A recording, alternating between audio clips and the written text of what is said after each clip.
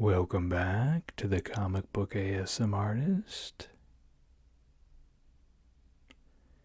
Today we're going to be looking at a little nice hit of nostalgia. I'm going to be showing off a haul that I recently acquired spread out on eBay of some Captain Planet items. I got a bunch of action figures as well as almost a complete comic book series to show off. And towards the end, I want to highlight what I consider one of the most surprising and shocking things that I had ever seen with Captain Planet, which, might not take much, but it's still something that is highly memorable to me that many of you may not have encountered. So, first off, we're going to show off some action figures randomly. I got most of them in the collection. There's a few I'm missing, but I more or less got all the ones that I wanted.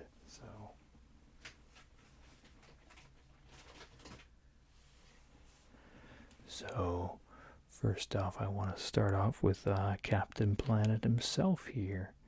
So yeah, this is just the basic figure here. Many of you might know who he is, many of you not, but his main memorable thing is his green mullet that he has here.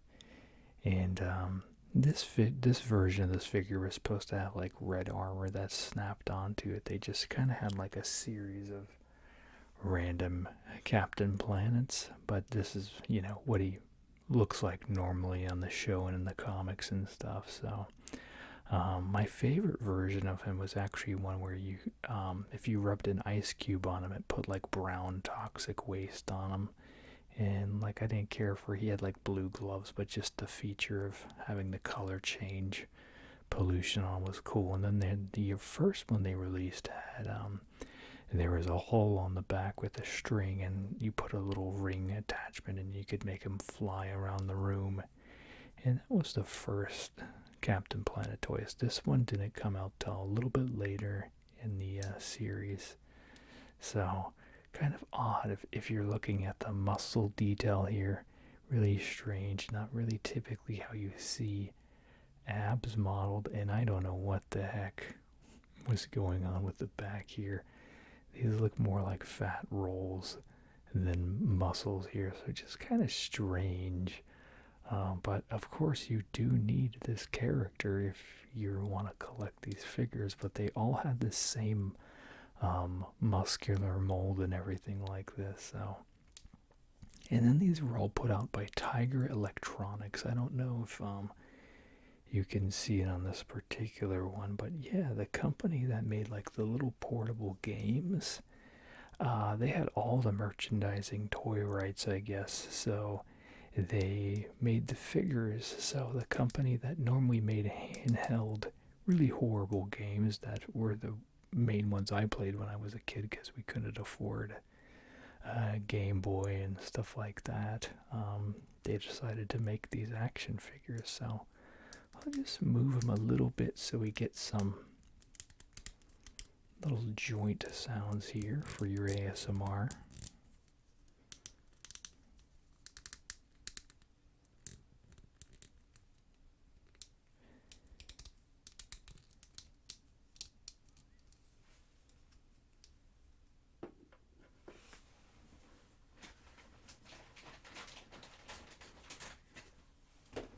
Now the next one here, this is a guy that I never had as a kid.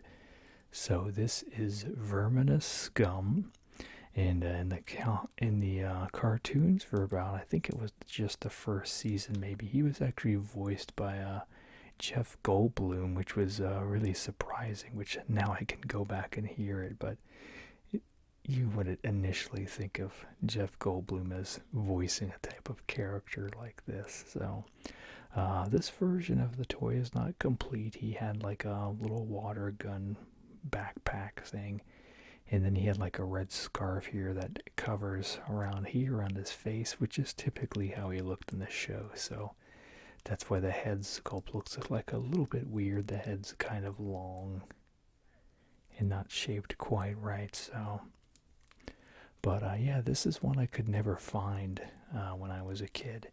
And I think he's probably the tallest out of all the figures, so he's maybe an inch or so taller than Captain Planet here.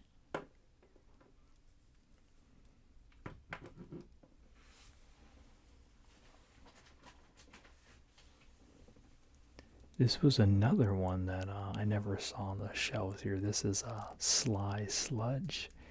His whole gig was like waste management, I guess. He was like a trash guy in the show. So another odd one. Didn't see him a lot on shelves. You know, he just looks like a normal guy, and he's probably actually one of the smaller figures here in comparison. You know, they're all are like the Planeteers and stuff, but as far as the adult figures, he's the shortest one out of them.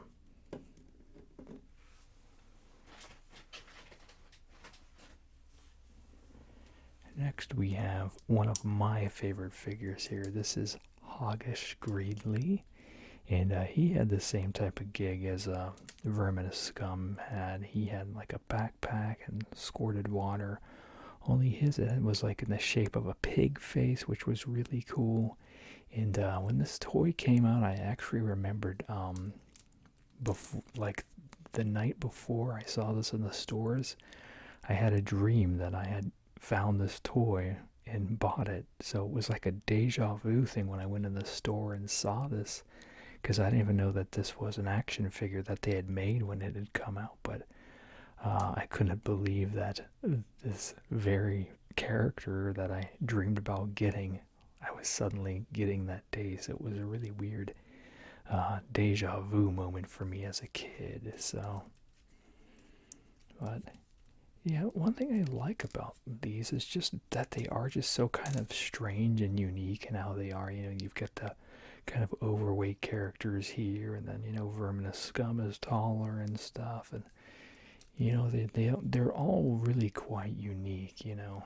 So even though this company didn't really make a lot of figures, they did well with making interesting molds of all of them.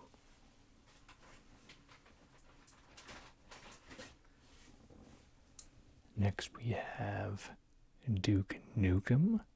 So this guy here, his feature is that he glows in the dark, and even to this day, this one still glows really well. I will probably throw an image up on the screen right now of him glowing in the dark, just so you can kind of see what he looks like. So this suit he has here, wasn't one he was typically known to wear a lot in the cartoons, at least not to my memory.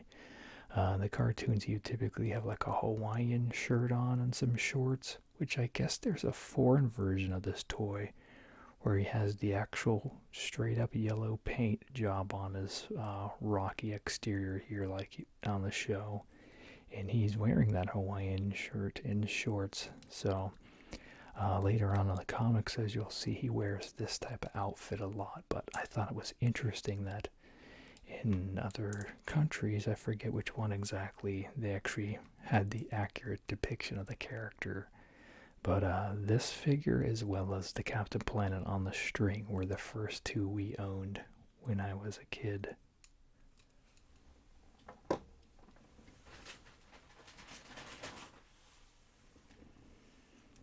Alright, we're going to show off a couple Planeteers here. So first off, we have Wheeler. And his power here is fire. And I don't want to make too much noise with his... He's supposed to have like a spark feature here, but obviously he's too old for that to work. But there's a little thing right there that's supposed to trigger a spring in him and stuff, but it doesn't work anymore.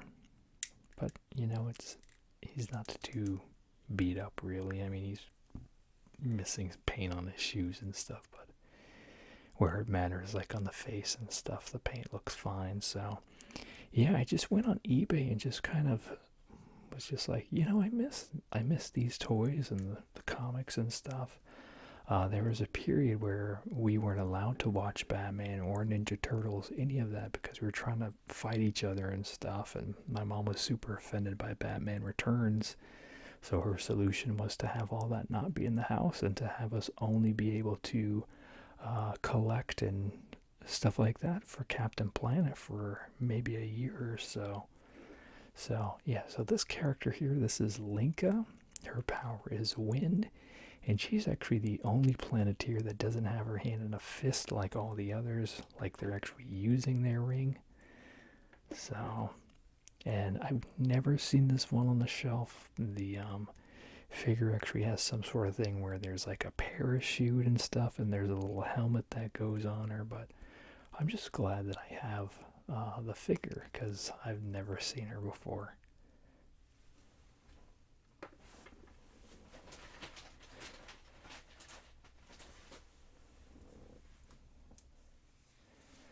Next we have Kwame. He's voiced by LeVar Burton on the TV show.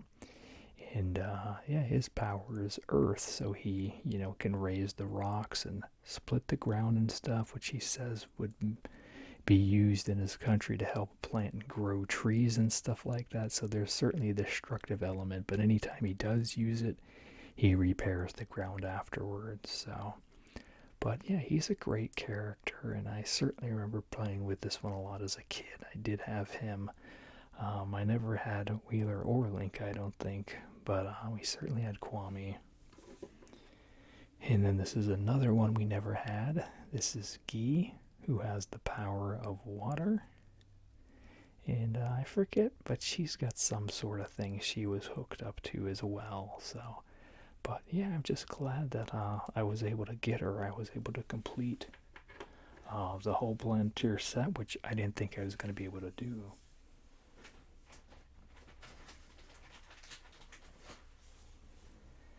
Next we have Mati, and yeah, his power is heart, which is kind of an interesting one because you don't really think about heart a whole lot as the other elements, earth, wind, fire, water, all that sort of stuff.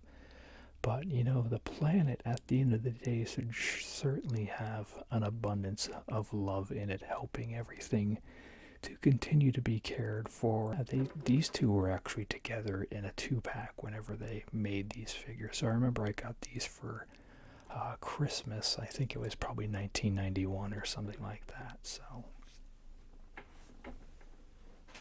and then the last one that we had was Dr. Blight. And her whole thing, she has this feature here. You can move her hair to see her scarring here that she'd done to herself. And then she's supposed to have her little robot companion Mel, voiced by I'm blanking on his name now. He did what is it, Tim Curry, I believe. He did his voice, and she was voiced by Meg Ryan. So, and her whole thing is like testing on animals and all this sort of stuff, and lab experimentations gone wrong type of thing. So, and unfortunately mine came and this was broken, so it was stuck in this position, and I went to do the play feature and then it just broke. So she's got a nice rattle to her now.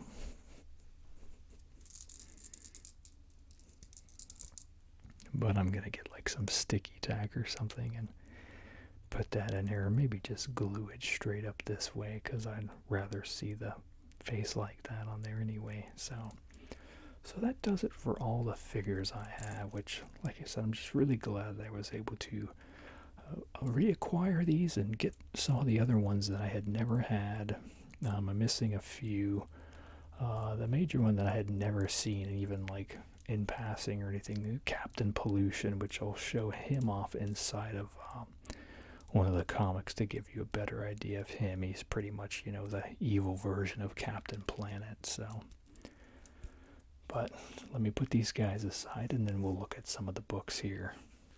Alright, so as I said, I have most of these comics. I'm only missing one comic shy of the whole set. It was just a 12-part maxi series, and some of them just had some things that kind of stuck out that I want to show you, as well as just show you the book that stuck with me after I show off these other kind of notable things. So first of all, here we see this cover, and if you look in the corner, at the time I wasn't aware of it, and even here you can barely make it out. But the first issue's cover here is drawn by none other than Neil Adams. So kind of surprising, you wouldn't expect to find um, some seasoned talent doing something like, working on a Captain Planet comic. So the inside, this is pretty straightforward. This is the adaptation of the first episode of Captain Planet. I do want to note real quick too here, this is Home Alone on VHS. This was the first movie we ever owned in my house. And we even got like the little battle plan poster too. It was like the size of a door almost. At least that's how I remembered it anyway. So just kind of a fun thing. So that's the main thing I remember about this particular issue here, was just how impressed I was with the cover, but not knowing that it was a Neil Adams cover. And then, it's just the standard retelling of the first episode here, and it's not bad. As a kid, I just read and reread this because it was something I was familiar with, and we didn't have tapes of the show or anything at the time. Which, by the way, you can find the series. It is on Vudu every season. I think they're about $10 or so, and I bought like the first 3 seasons, and then there's like the different retitling of the series. So there's other seasons as well, but they're basically about $10 a piece. So here is issue number 2. There wasn't anything that really stuck out to me on this one. Number 3 stuck out to me, the cover here, which I thought was okay.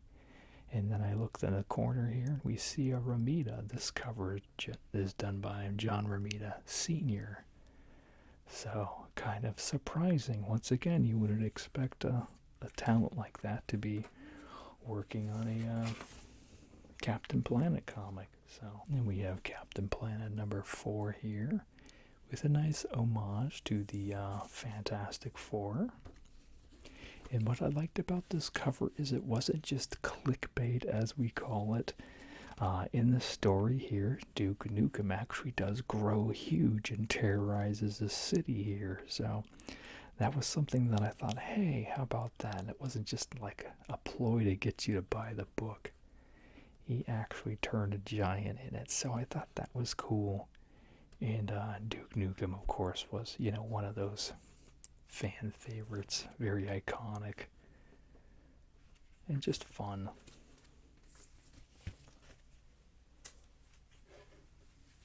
Here we go, number 6 here.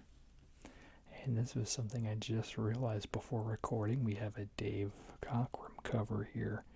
So once again, a great talent in the industry doing a cover for this book, which is just surprising. And this issue featured Verminous Scum. There wasn't anything to note really of interest that stood out. Other than this, a lot of the books they had broken up into like different segments and different stories and things. But this is 100% all devoted to Verminous Scum. Which the main thing I remember about Verminous Scum, I think it's season 2, the first episode, is the one where he puts drugs in a bunch of tacos, and his whole scheme is to get everyone addicted to drugs. And then one of Linka's friends, I believe, dies or something like that from it. And I just thought that was super strange. So we have Captain Planet number 8 here. And I remember reading this issue. I had gotten it at like the local base exchange, and just reading it in the car and stuff. So another note here, we see the Encino Man movie poster. Nice Brendan Fraser, Pauly Shore classic here. Sean Astin. And then what we see as well in here, this was the climax too. I'm missing issue number 7. This was like the square off between Captain Planet and Captain Pollution. So we get to see like a real actual fight in here, which doesn't happen too often in Captain Planet. It's typically him, destroying oil rigs and that sort of stuff. So this was cool because you actually got to see a pound for pound combat with him in Captain Pollution. And if you're wondering, yeah, the villains actually had rings as well to summon Captain Pollution. And the person who played Captain Pollution was actually the same voice actor who did Captain Planet's voice, only with like a weird surfer dude type accent. And then I remembered how strangely they colored this kid like super yellow. And I just thought that was really odd. So.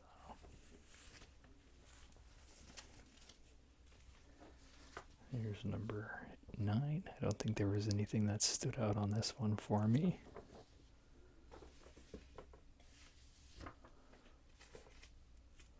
I feel like number 10 is a cover by someone, but I don't know who it is. But you can see some like airbrushing in here and stuff, so I think it's probably a bigger talent, but I can't 100% say who. Next here we see number 11. This is another Dave Cockrum cover. So, very cool. And then reading through here, I was able to find out that this is actually a 2-part story here, and it's broken up. It's part in here and then part in the other one, and that's like there's multiple stories in one book. But we see here Brian Hitch is the artist on this particular Captain Planet book, on this story, and even in number 12 he does the second part of that story. So it's just kind of cool to see early Brian Hitch, which doesn't quite look like his style now. And then here's a villain here, Luton Plunder's his name, who they never made a toy out of him or anything. Although they made a toy out of his assistant here, Argos Bleak, we used to have, which I didn't really care for. That's why I didn't rebuy it. It's just a bald dude.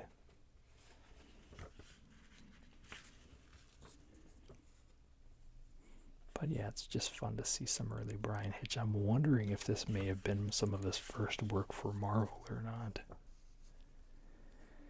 And then it's concluded there. And then this is part 2 of a Hoggish Greedless story, which they made him look very cute here. A little baby face. A little Tasmania game.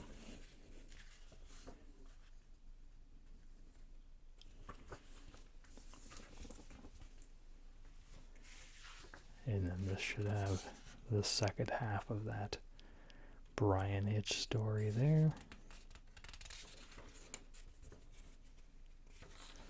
So briefly show that off. And then we have this ad here I thought was so cool. Here's the Turtles in Time ad. Back in the day, we see them all drawn here in the different time periods. I just love this ad so much. And the fact that they took up 3 pages with it was just really cool.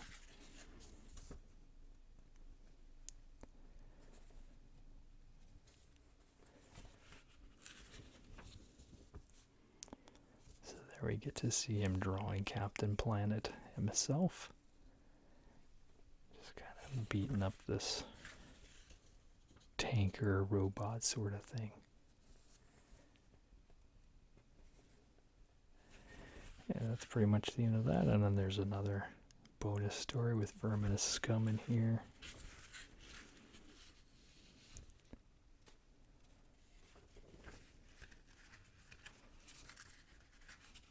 And there's a bonus pinup, which looks like that's referencing the first episode too.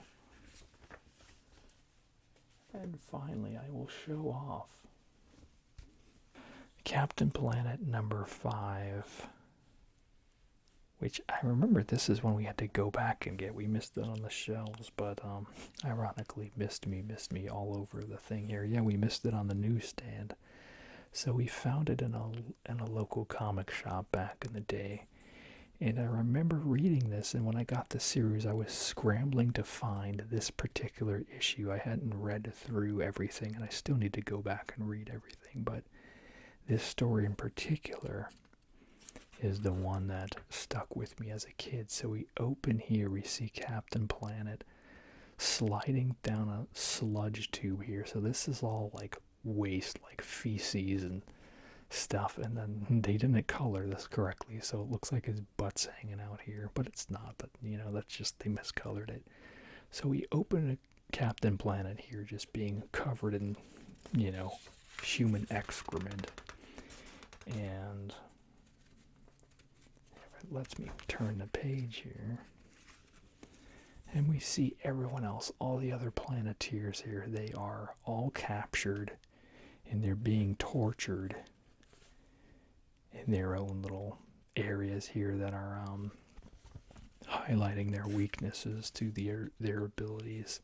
So they're stuck in a place called Pollution Land. So I don't remember the premise behind this theme park or whatever, but basically they go down there to infiltrate it, and they dress Captain Planet up and just kind of go there to pretend like they're visitors and stuff. And I think loot and plunder. Yeah, there's Captain Planet there. I think he catches on to them, and then he just detains them, gasses them, and then throws them in their respective places here. So, some pretty terrible stuff here. Wheeler stuck with acid rain. But the worst thing of all, right here, we go back to the importance of love in the world. We see all these horrible, hateful images here. Something that I never thought I would ever see in a Captain Planet comic. And, I don't remember a whole lot about the show, but I certainly don't remember seeing images like this in the cartoon, and having Captain Planet like covered in human waste and stuff. And so it just really stuck with me, and like I said, I saw this issue and I remembered it literally for the rest of my life. I just thought it was so jarring seeing them tortured and this and that. And of course, they come out of it. Still more of the horrible imagery there. But yeah, what I appreciated about Captain Planet was really just the fact that it does get you thinking, There's a bit of cheese to the show for sure, but there's certainly a bit of good to it too. It teaches you how to take care of the planet better, even with little things. They would have the tips about, turning off your lights and not leaving water running, picking up trash around your area and things like that. Just little things, it's part of the closing song, we're the Planeteers, you can be one too. All you've got to do is just, look for opportunities in your area to help make your space a better space for us all to live in. And it all goes back to that love, you've got to have love in order to be able to care about doing that, So, and then, they have the little Planeteer alerts, which to this day I will always cut up those little soda rings. I don't want those getting stuck on any wildlife's necks. But yeah, so that's the video. A little late for Earth Day, I wish I would have gotten this out sooner, but life happens. But as always, like, comment, subscribe. Let me know what you want to see. And as always, you all have a super slumber. Thanks. Bye.